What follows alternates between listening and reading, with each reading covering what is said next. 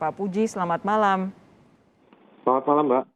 Eh, Sejauh ini penyelidikan polisi terkait kasus ini apa, Pak? Kok bisa ada satu keluarga, 3 orang, tertimbun baju, tidak ada yang sadar sampai beberapa hari?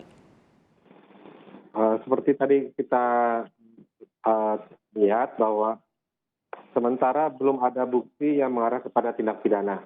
Oke, Untuk ya, nah, ya, Mbak. silakan. Nah, untuk atau otopsi jadi pihak keluarga juga menyatakan menolak untuk diotopsi. Jadi eh, sementara kesimpulan kita belum ada mengarah yang ke tindak pidana. Mhm. Tapi kalau didasarkan pada keterangan-keterangan yang disampaikan oleh para saksi atau mungkin pemilik gudang atau rekan sesama pekerja di dalam gudang, kok bisa ada timbunan baju menimpa 3 orang sampai membuat mereka meninggal?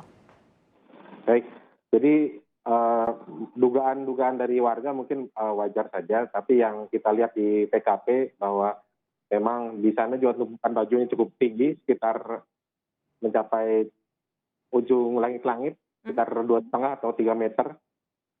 Kemudian di sana juga sementara tidak ditemukan bekas-bekas ada orang masuk ataupun barang-barang yang rusak ataupun hilang. Oke, jadi 3 orang ini ayah, ibu, anak, apakah semuanya pekerja di dalam gudang itu, Pak Puji? Yang menjadi pekerja dari gudang itu hanya dua, suami, Mhm. kemudian istri, itu saja. Anaknya kenapa ada di dalam situ juga? Kemungkinan besar dia ikut orang tuanya karena masih berusia 6 tahun. Oke, jadi kemungkinan besar memang hanya ikut orang tua di dalam gudang sampai akhirnya terjadi apa yang membuat mereka kemudian meninggal begitu ya. Tapi Baik, Mas. Ya. sejauh ini apakah sudah ada kepastian apa penyebab kematian dari 3 korban ini? Betulkah mungkin karena tertimbun baju-baju sehingga tidak bisa bernapas begitu? Baik. Disitulah kesulitan kita karena tidak ada otopsi, akhirnya penyebab kematian korban masih belum jelas gitu. Lalu kalau dari keterangan yang sudah dikumpulkan Pak Puji dan teman-teman polisi di sana, pekerjaan, aktivitas terakhir para korban ini apa saja, Pak? Pekerjaan dari ini cuma mereka menjaga gudang, dipercaya oleh pemilik gudang tersebut untuk membawa ataupun mengantarkan pakaian ke toko mereka di pasar. Jadi beberapa hari terakhir memang aktivitasnya hanya dari gudang ke pasar begitu ya? Nah, iya, Mbak. Tidak ada yang lain, Pak Puji? Tidak ada yang lain, mereka hanya dipercayakan untuk menjaga gudang tersebut. Oke, tadi Pak Puji sudah menyatakan sampai sejauh ini belum ditemukan unsur pidana, unsur kriminalitas. Betulkah memang tidak ada sama sekali unsur kerusakan, baik itu di gudang maupun di rumah para korban, sama sekali tidak ditemukan ya Pak ya? Untuk kondisi di lapangan kan kebetulan pintu pagar dengan pintu rumah terkunci, kemudian anak kunci juga ada di dalam. Untuk di lantai 2 kondisinya berdebu, tidak ada jejak kaki di sana. Hmm. Untuk seluruh pintu dan jendela tidak ada kerusakan juga. Oke, nah pertanyaannya kemudian, kok bisa sampai dengan sekian hari baru ada yang menemukan para korban ini? Apakah tidak ada aktivitas orang lain di dalam gudang itu yang memungkinkan untuk para korban ditemukan lebih awal? Menurut keterangan anak dari pemilik gudang tersebut, memang hanya korban yang dipercaya untuk menjaga gudang tersebut. Jadi tidak ada interaksi dengan yang lainnya. Oke, jadi siapa yang pertama kali merasakan kehilangan atas para korban ini? Apakah pemilik gudangnya atau siapa, Pak? Waktu itu yang merasa kehilangan ini anaknya, Pak.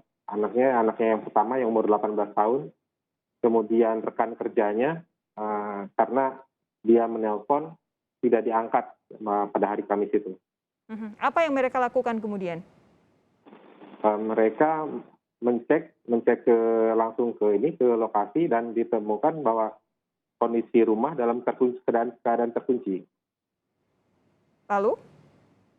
Lalu mereka berusaha masuk karena tidak ada kuncinya. Kebetulan kunci yang memegang adalah pemilik gudang dengan korban, Mhm. hanya dua. Nah, mereka meminta kunci serepnya di Plehari, akhirnya datang ke Banjarmasin, dan pada pukul 21.30 akhirnya bisa dibuka. Dan ditemukan jenazah itu ya? Ya, ditemukan jenazah mereka.